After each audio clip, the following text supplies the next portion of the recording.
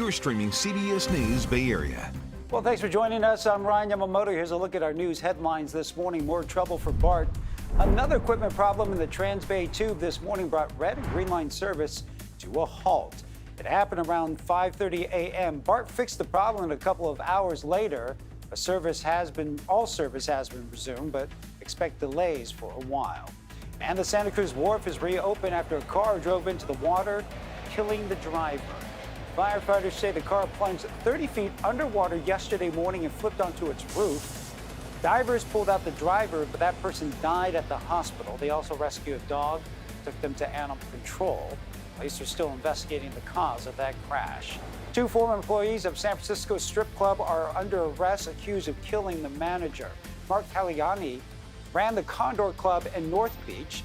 Investigators say 43-year-old Richard Lund shot and killed him outside his Santa Rosa home earlier this month. Police say Lund and 25-year-old Asia Morton planned the attack together. The motive is still unclear. Okay, now let's get a check of the first alert forecast. A nice day to start the week. And Jessica Birch showing us we're in for a warm-up for the next couple of days. All right, let's take a quick look at that forecast as we head outside. Today, we're gearing up for 60s just along the bay, 70s throughout our inland areas. It's a very pleasant forecast for us with small changes throughout the next couple days. We'll see some partly cloudy skies in the early morning hours, clearing up nicely as we head into this afternoon. Now, some other things to talk about, too, as we take a look at the wind speeds. Starting off this morning, it's nice and light, but let's head all the way over into the East Bay and zoom just a little bit in. We're talking about winds getting anywhere up to around 10 to 15 miles per hour in places like Antioch and Concord throughout this afternoon. Starts to die down into the evening hours tonight. It's a beautiful forecast for us to get out there and get some fresh air. And let's head a little bit more south too. I want to show you just what we're gearing up for in places like Monterey and Santa Cruz. Along that coastline, we'll see partly cloudy skies also in the morning hours, clearing up into this afternoon. 60s on tap for us today. It's a beautiful day to get out there and get some fresh air. So let's take a quick look at the next 7 days because there's a lot of fun things happening for us this week. Halloween's right around the corner for us as we head into our Friday forecast. And we're actually warming up as we head into the next couple of days, back into the 70s for our friends along the bay. So from today into our forecast tomorrow, we're going to ditch the clouds. Relative humidity decreases significantly. We're going to see sunny skies widespread throughout the bay from the coast all the way off into our inland spots. And we're actually feeling a little bit more like summer as we head into our Tuesday, Wednesday forecast before things cool down nicely heading into this weekend. Now, that's just the bay forecast.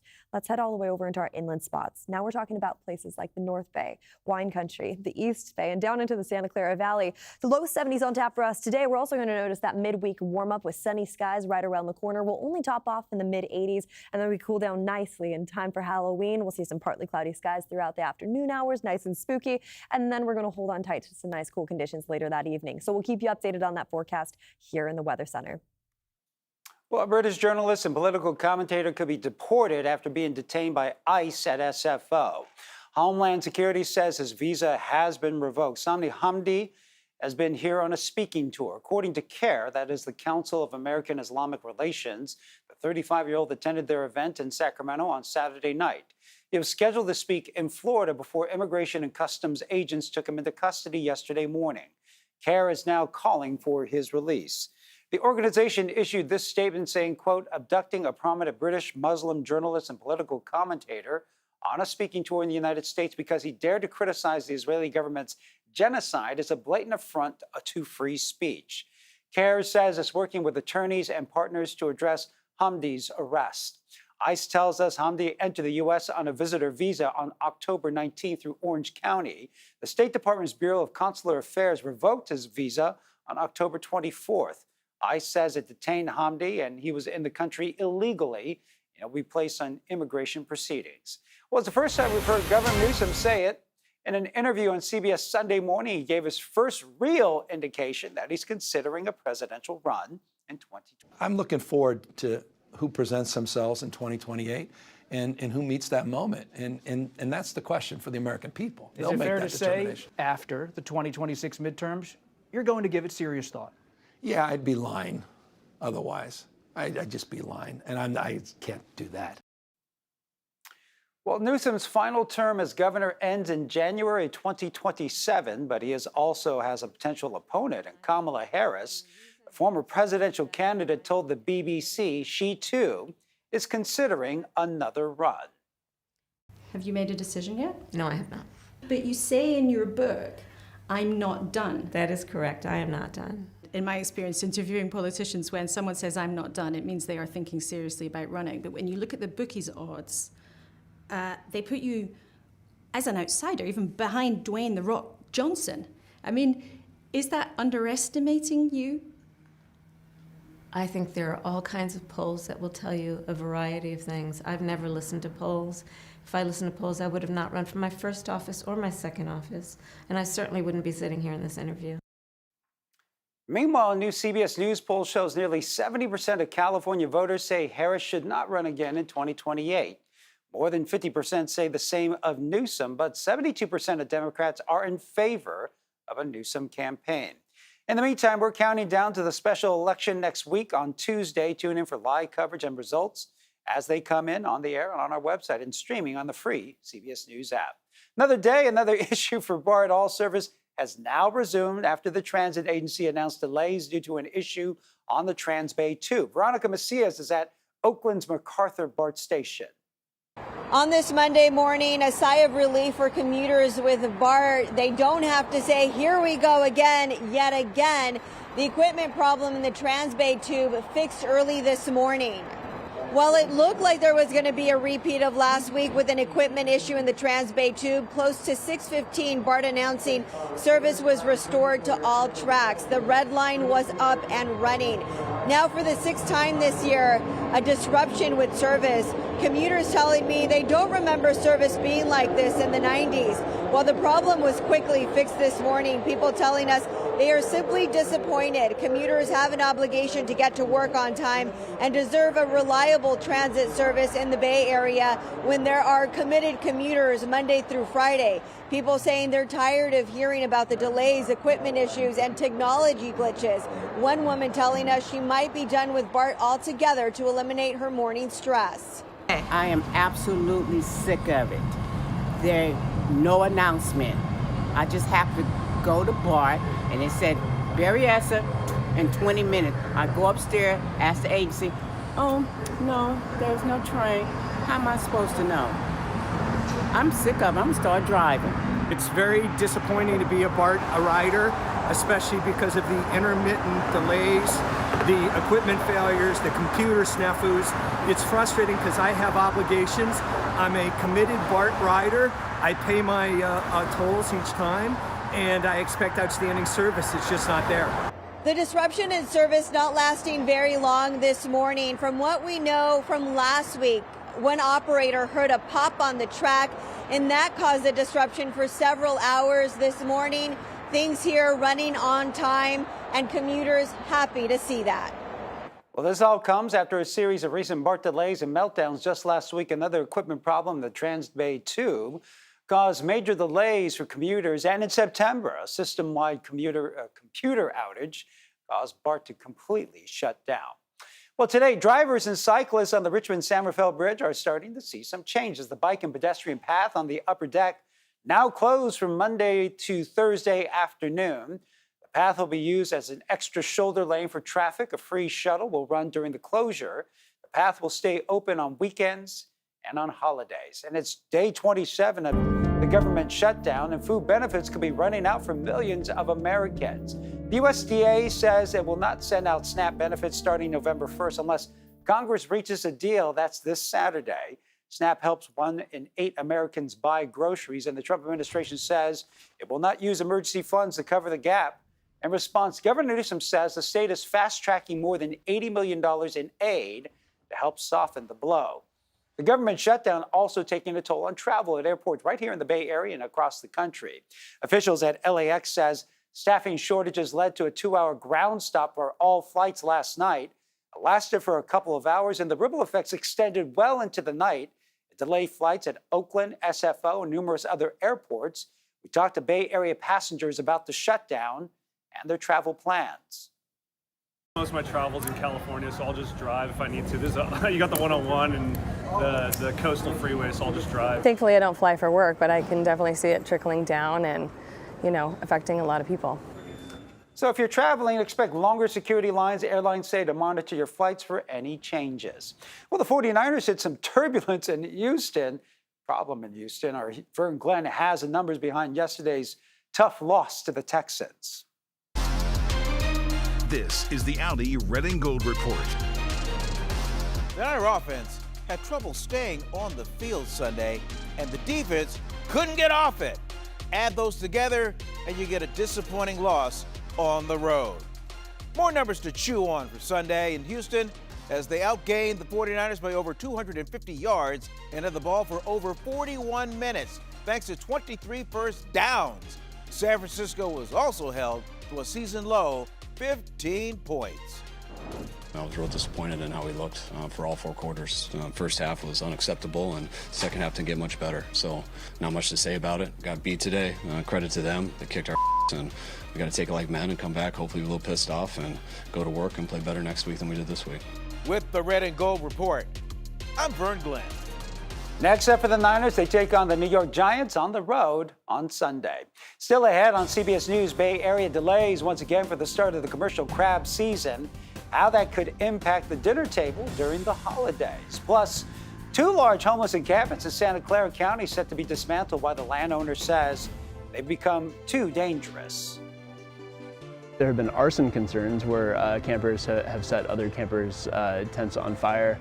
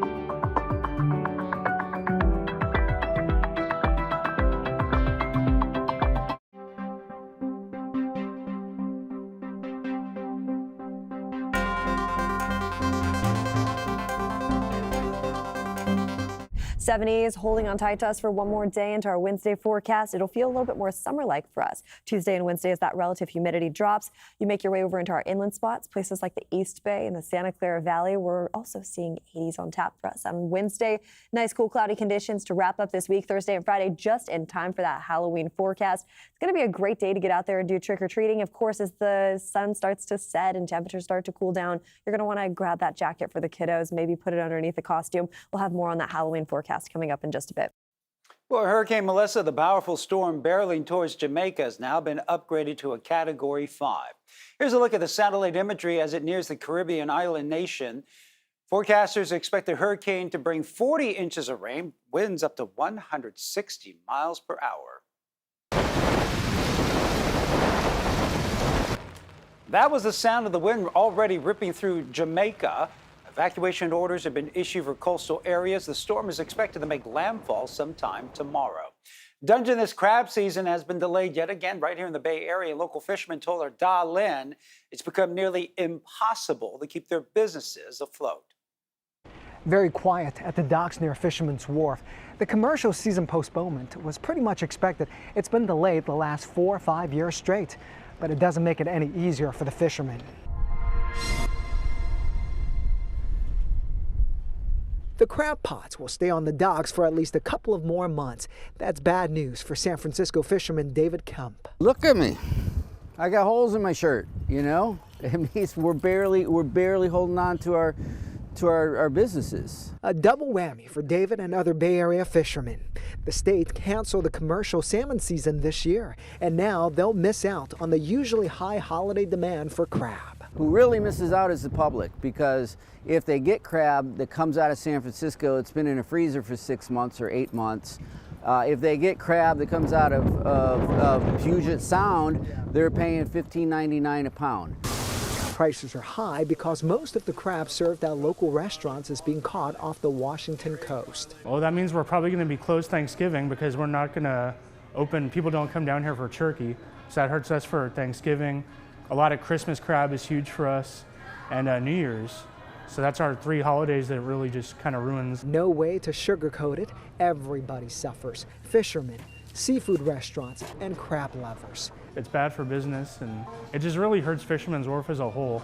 But they also understand the delay is meant to protect whales. Anytime that they entangle more than 3 endangered humpback whales in a single year, the season will be delayed until the following year. So there were 4 whales confirmed entangled in Dungeness crab fishing gear over the last year. Dr. Jeff Shester with Oceana says the state will likely approve new pop-up crab gear for the spring season. GPS and acoustic technology will trigger buoys and ropes to rise from crab pots on the ocean floor, eliminating vertical lines that can entangle whales and sea turtles. New technology has been tested successfully and shown to work in a limited context over the last few years. And we're hopeful that this spring that will be an option to allow these fishermen to stay on the water and really prevent further entanglements at the same time. But David says not everyone can afford the new gear, and his boat might be too small to handle it. I can't be optimistic. There's nothing to be optimistic about. The earliest the states might open the commercial season would be in early January. Now, for parts of the state and waters off of San Francisco, the recreational Dungeness crab season will still open on November 1st. Well, the next risk assessment by the California Department of Fish and Wildlife is expected to take place sometime in mid-December. Well, 2 12-year-old children are accused in a pair of hit-and-run crashes. Police in Watsonville say a girl took her mother's Nissan Altima around 1 o'clock yesterday morning. They say she was involved in a hit-and-run around 10 a.m. in Marina, and police believe she was with her boyfriend. They say the pair was also involved in a second hit-and-run crash later in the day in San Jose before abandoning the car. They say both children were found yesterday morning in Santa Clara. No word if they're facing any charges. Clock is ticking for 2 of Gilroy's largest homeless encampments. They are located on Santa Clara Valley water property, but the district is now trying to clear everyone out by the first week of November. As Suji Nam reports and shows us, the main concern is safety.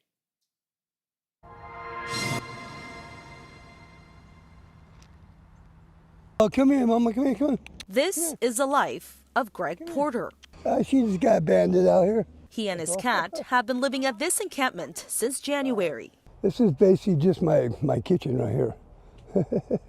Like I said, everything's just a mess right now because we're trying to move, trying to get everything all sorted out. Trying to get his future sorted out, as Santa Clara Water Valley, that owns the property along Tompkins Court, said everyone at this encampment needs to leave by November 3rd. It's pretty mellow. We all try to help each other out, here. Valley Water owns 2 properties in Gilroy that have become encampments for nearly 60 people. Mark Bilski, assistant officer with Valley Water, says in the past year, conditions have deteriorated. Our staff have police accompaniment every time they go out to do their work at these sites. And police are able to respond when safety incidents occur, but it's always only reactive. Bilski adds that there are other growing concerns for staff when they do community outreach. There have been arson concerns where campers have set other campers' tents on fire. We continue to recover weapons from campers at the site, bladed weapons, firearms. Here's one right here. But Porter says they are being misunderstood. The clean up Valley Water will remove all personal property, shelters, and garbage remain in the area. We're just normal people like everybody else, you know. And he is unsure where he will have to go. We won't go to a shelter because it feels like we're institutional, locked up. Community advocates say even for those who want to go to a shelter, availability is an issue. Santa Clara County leaders say there is a waiting list for shelter beds. We'll just get kicked out again. That's about it, you know.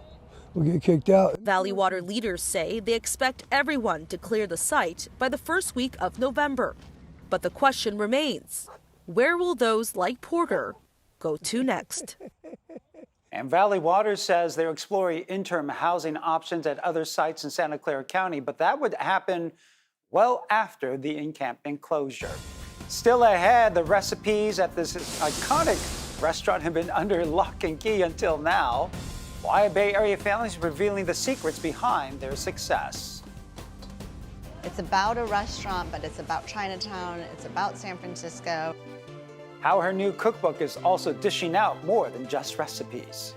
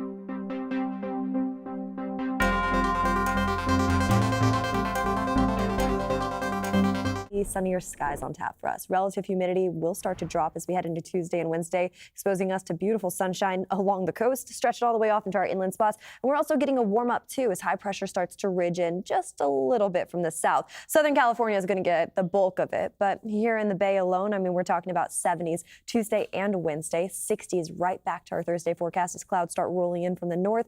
We'll cool down just a little bit more as we head into that Halloween forecast for our friends along the Bay. Now, that's just our Bay Area forecast. We head over into our inland spots, places like the East Bay, the Santa Clara Valley. It's going to look a lot different. We're talking about 80s right around the corner as early as Wednesday, close to the 80s as early as tomorrow. That's when relative humidity really starts to drop. We'll see sunny skies widespread throughout those inland areas.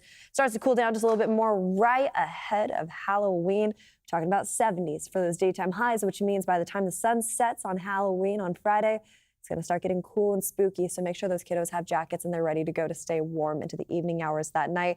Luckily, we start to warm up once again Saturday and Sunday with sunnier skies right around the corner. So a very mild forecast for us this week. We're here to keep you updated on that. Well, this will get you hungry. These are some of the dishes you could try if you ever visited the House at Nanking in San Francisco's Chinatown. But up until now, the ingredients behind the recipes were kept a secret. Now the restaurant has released a cookbook so you can make some of their famous dishes at home. But as Max Darrow shows us, the book goes much deeper than a quick how-to. Ever since she was a little girl, Kathy Fang found a home away from home in House of Nanking. She basically grew up in her family's restaurant, which opened in 1988. And from the get-go, they did things differently there. Because my dad thought in his head, well, I don't want to do signage just like everybody else. I want to do something that stands out. And that it did. House of Nanking would soon become an iconic spot in San Francisco's Chinatown. Now, Kathy is the one who will ensure House of Nanking's legacy and story lives on. I felt like everything kind of fell in place, and it feels incredible to be able to continue doing what my parents have been doing and build something that's long-lasting. And one key ingredient of that recipe, this cookbook.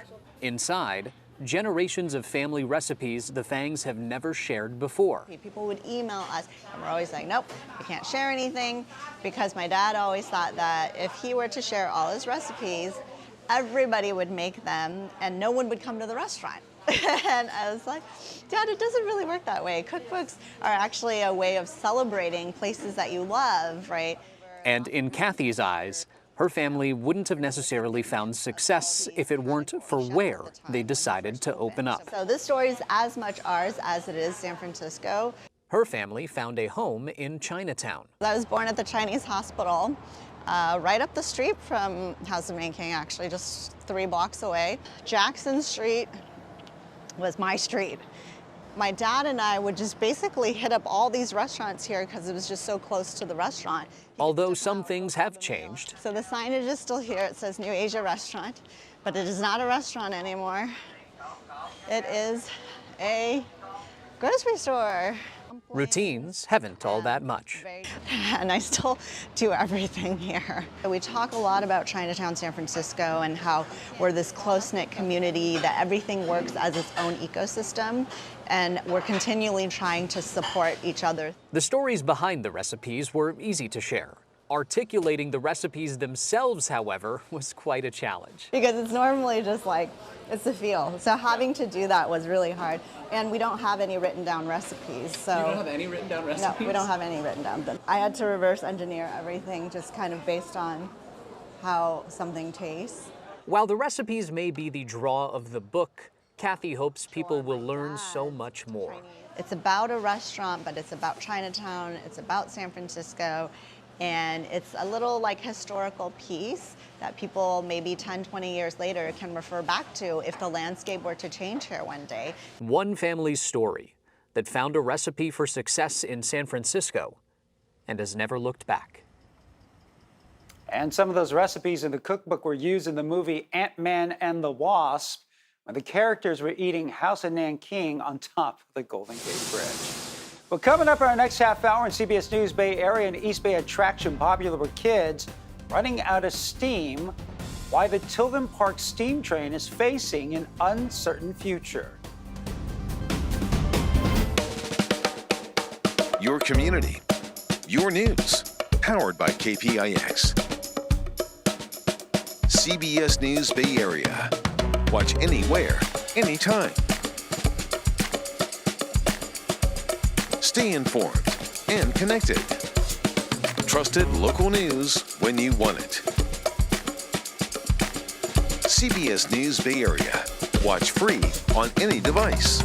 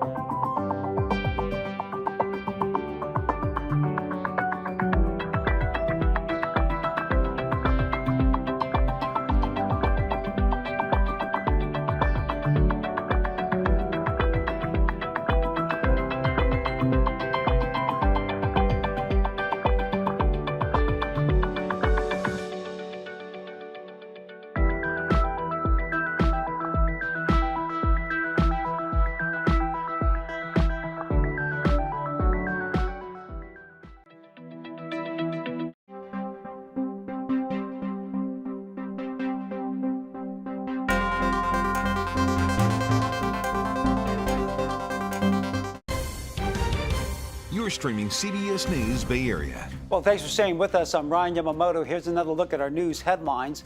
More trouble for BART. Another equipment problem in the Trans-Bay Tube this morning brought red and green line service to a halt. It happened around 5:30 a.m. BART fixed the problem a couple hours later. All service has resumed, but expect delays for a while. The Santa Cruz wharf is reopened after a car drove into the water, killing the driver. Firefighters say the car plunged 30 feet underwater yesterday morning and flipped onto its roof. Divers pulled out the driver, but that person died at the hospital. They also rescued a dog and took them to animal control. Police are still investigating the cause of that crash. And two former employees of a San Francisco strip club are now under arrest. They're accused of killing the manager, Mark Calcagni, the Condor Club in North Beach. He ran that in North Beach. Investigators say 43-year-old Richard Lund shot and killed him outside his Santa Rosa home earlier this month. Police say Lund and 25-year-old Asia Morton planned the attack together. The motive is still unclear. Okay, now let's get another check of our first alert forecast with meteorologist Jessica Birch. All right, let's take a quick look at that forecast as we head outside. Today, we're gearing up for 60s just along the bay, 70s throughout our inland areas. It's a very pleasant forecast for us with small changes throughout the next couple days. We'll see some partly cloudy skies in the early morning hours, clearing up nicely as we head into this afternoon. Now, some other things to talk about, too, as we take a look at the wind speeds. Starting off this morning, it's nice and light, but let's head all the way over into the East Bay and zoom just a little bit in. We're talking about winds getting anywhere up to around 10 to 15 miles per hour in places like Antioch and Concord. darker throughout this afternoon. Starts to die down into the evening hours tonight. It's a beautiful forecast for us to get out there and get some fresh air. And let's head a little bit more south too. I want to show you just what we're gearing up for in places like Monterey and Santa Cruz. Along that coastline, we'll see partly cloudy skies also in the morning hours, clearing up into this afternoon. 60s on tap for us today. It's a beautiful day to get out there and get some fresh air. So let's take a quick look at the next 7 days because there's a lot of fun things happening for us this week. Halloween's right around the corner for us as we head into our Friday forecast. And we're actually warming up as we head into the next couple of days, back into the 70s for our friends along the bay. So from today into our forecast tomorrow, we're going to ditch the clouds. Relative humidity decreases significantly. We're going to see sunny skies widespread throughout the bay from the coast all the way off into our inland spots. And we're actually feeling a little bit more like summer as we head into our Tuesday, Wednesday forecast before things cool down nicely heading into this weekend. Now that's just the bay forecast. Let's head all the way over into our inland spots. Now we're talking about places like the North Bay, Wine Country, the East Bay, and down into the Santa Clara Valley. The low 70s on tap for us today. We're also going to notice that midweek warm up with sunny skies right around the corner. We'll only top off in the mid 80s and then we cool down nicely in time for Halloween. We'll see some partly cloudy skies throughout the afternoon hours, nice and spooky. And then we're going to hold on tight to some nice cool conditions later that evening. So we'll keep you updated on that forecast here in the Weather Center. Well, a children's attraction in the East Bay is now in jeopardy. The owner of the Tilden Park steam train says it cannot continue to operate without a long-term commitment from the East Bay Parks District. John Ramos says it all comes down to a dispute over a lease agreement. Anyone who's ever been a kid or raised a kid in the East Bay knows that the Tilden Park steam train is an institution. And while its history has been on the rails, its future is very much up in the air.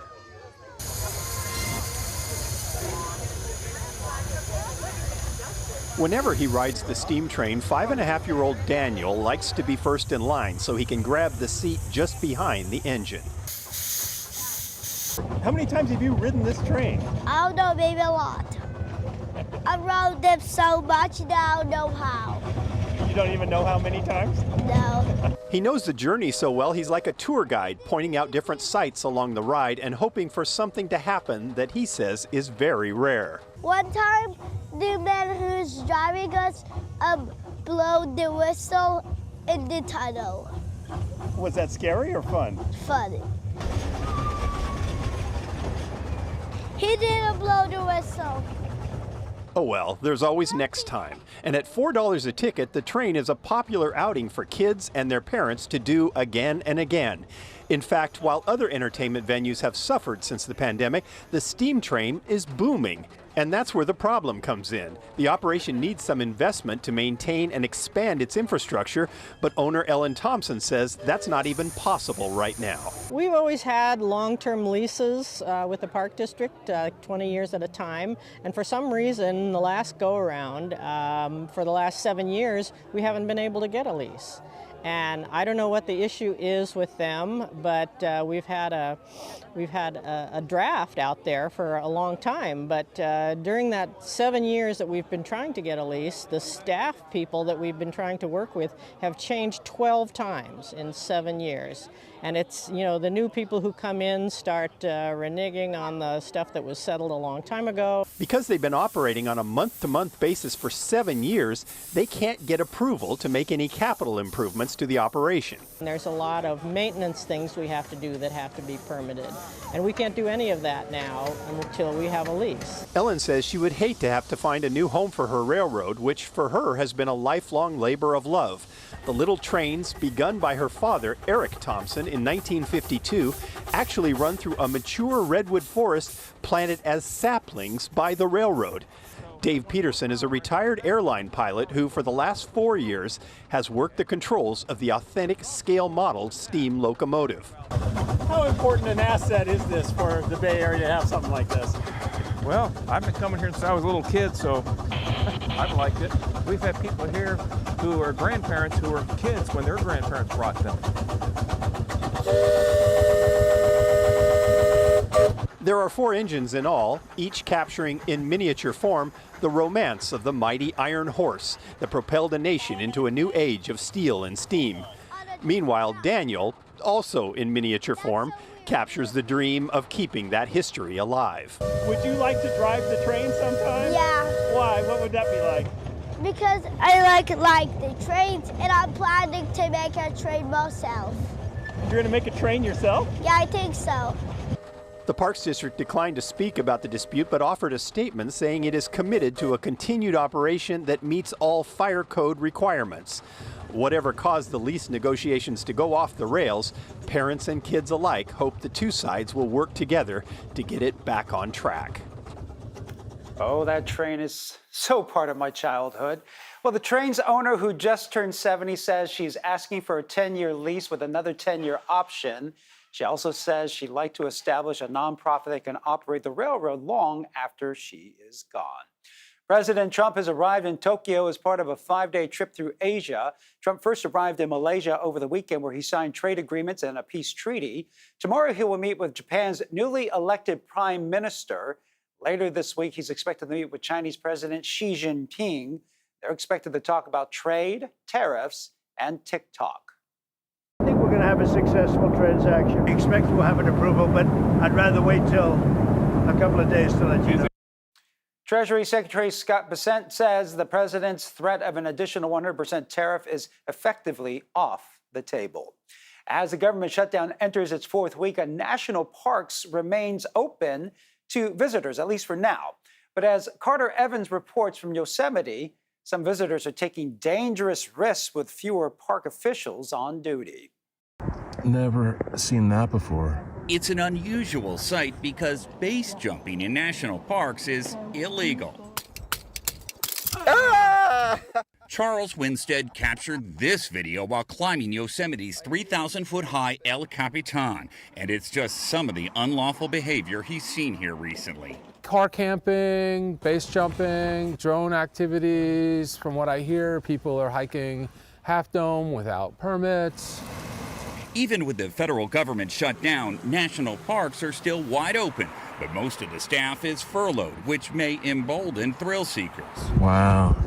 Right in the middle of the meadow. We started seeing people base jumping, and not the typical crack of dawn, do it quick and then run away, but middle of the day and just walking off without any concerns. Here at El Capitan, climbers worry about the danger of drones and base jumpers above them. I've definitely been climbing and had base jumpers like fly past me. What's that like? It's scary. It's like really loud, like incredibly loud. Robbie Brown didn't see any base jumpers this trip, but he did see emergency services. They did a rescue the other day. There were some people who got hurt, which is fairly regular. So those sorts of activities are still going on? Oh yeah, like people are still rock climbing and having a great season. The warm fall weather and no admission fees are attracting plenty of visitors, including Yosemite regular Tom Evans, who's been photographing climbers here for decades. There's nobody manning the gates, so people come in all the time now since it's free. The employees that they need to run this, they've all been sent away. And the National Park Service told CBS News that rangers are still patrolling high-use areas. Their priority is keeping everyone safe and protecting the environment and hoping all visitors will be on their best behavior. Muir Woods is temporarily reopened thanks to a coalition of vendors who run businesses inside the park. It closed at the beginning of the government shutdown. Now through the end of the month, entrance is free for all visitors. The organizers of the effort told us with the help of dozens of tour operators, the gift shop and parking company, the group was able to raise $46,000, enough to reopen for 10 days. Up next, it's been a calling that he has been perfecting since he was little. We introduce you to a local man who won the world championship for whistling. I go about my business, take a shower, make coffee, and I just keep going.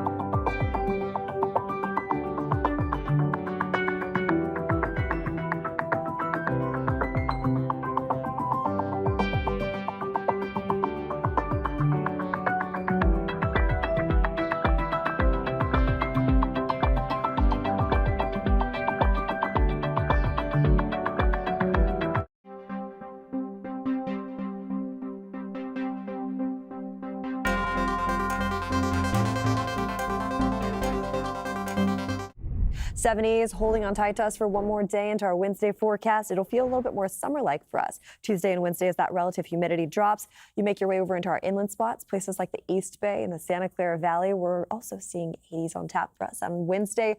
Nice, cool, cloudy conditions to wrap up this week, Thursday and Friday, just in time for that Halloween forecast. It's going to be a great day to get out there and do trick-or-treating. Of course, as the sun starts to set and temperatures start to cool down, you're going to want to grab that jacket for the kiddos, maybe put it underneath the costume. We'll have more on that Halloween forecast coming up in just a bit.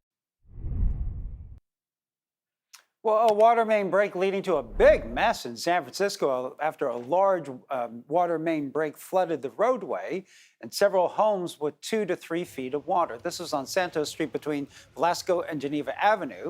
The fire department posted this video and is urging everyone to stay away from the area. The water main has been shut down as crews work on repairs and evacuations. No evacuations, should I say, were issued. Now to a competition that does not get a whole lot of attention, but organizers hope to revive the ancient art of whistling with each championship they hold. One San Francisco man spends countless hours practicing to become perfect pitch. Our Kenny Choi has his story.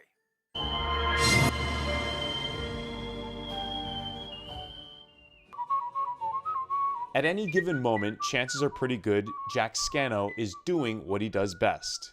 I go about my business, take a shower, make coffee, and I just keep going. He whistles classical tunes, pop hits, and more. Some of them I go really loud and operatic, like, and some others are.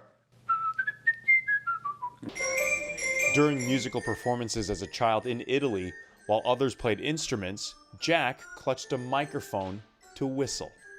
I've been whistling my whole life. I haven't quite dreamed of winning the world champion title for whistling my whole life. But for the first time this year, Jack decided to compete for a world title. More than 50 whistlers from 8 countries convened in Los Angeles the first week of October. Carol Ann Kaufman is producer of the Masters of Musical Whistling International Festival and Competition and 2-time world whistling champion. I'm hoping that what we do with these champions that we create and the ambassadorship that we create for musical whistling, that ultimately we're giving people permission to embrace their own art form. There's no prize money, just bragging rights. Scano placed first overall, claiming the world title. His wife isn't tuning him out.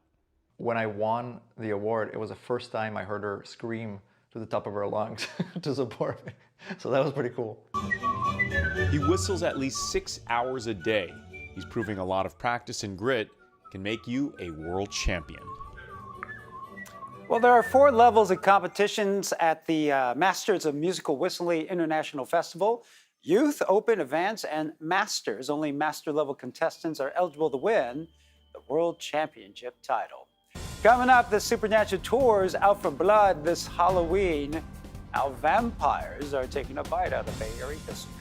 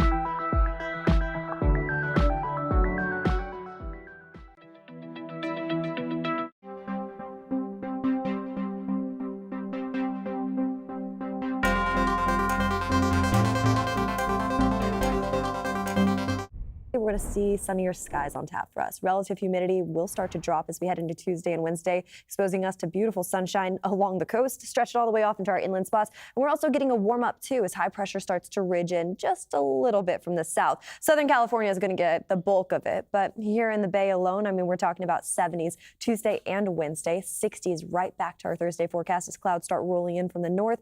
We'll cool down just a little bit more as we head into that Halloween forecast for our friends along the Bay. Now, that's just our Bay Area forecast. We head over into our inland spots, places like the East Bay, the Santa Clara Valley. It's going to look a lot different. We're talking about 80s right around the corner as early as Wednesday, close to the 80s as early as tomorrow. That's when relative humidity really starts to drop. We'll see sunny skies widespread throughout those inland areas. Starts to cool down just a little bit more right ahead of Halloween. We're talking about 70s for those daytime highs, which means by the time the sun sets on Halloween on Friday, it's going to start getting cool and spooky, so make sure those kiddos have jackets and they're ready to go to stay warm into the evening hours that night. Luckily, we start to warm up once again Saturday and Sunday with sunnier skies right around the corner. So a very mild forecast for us this week. We're here to keep you updated on that. Well, a new spooky attraction is just opened just in time for Halloween. The Vampire Tour of San Francisco offers mortals a peek into the city's dark history with the undead. And while most of us think of Transylvania or New Orleans when it comes to vampires, our Itai Hodge shows us why San Francisco might have a little more bite than you think.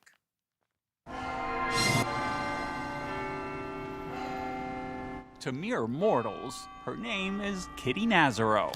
But around here, she's simply known as the Vampiress of San Francisco. When were you bitten?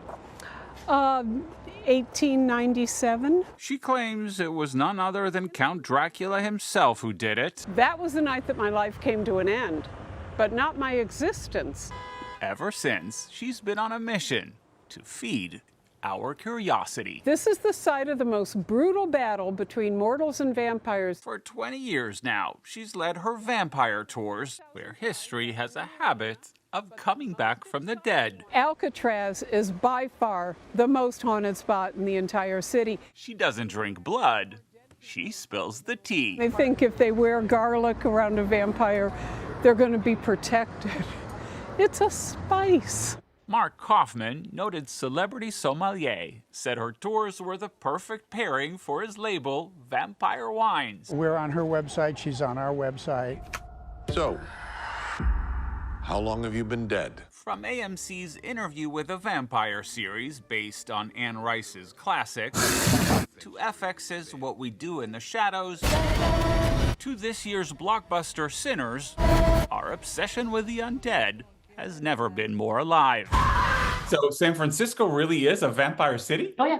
Yeah. Dr. Robin Werner, who teaches vampire literature at the University of New Orleans, says that while the Big Easy remains the vampire capital of the U.S., San Francisco might just be their summer getaway. You've got the fog, you've got the ambiance. For the Vampiress of San Francisco, it's been the perfect way to make a living. Everybody loves to get scared.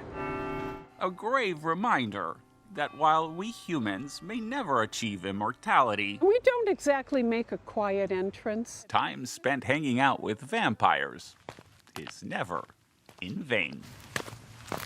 Well, if you're wondering how she manages to stroll in broad daylight, she tells us, or she tells Itai, she uses a special Max Factor makeup made just for vampires, SPF 500, good for about 2 hours in the sun. Well, thanks for streaming CBS News Bay Area. I'm Ryan Yamamoto. We'll be right back with your first alert forecast and a look at your top stories.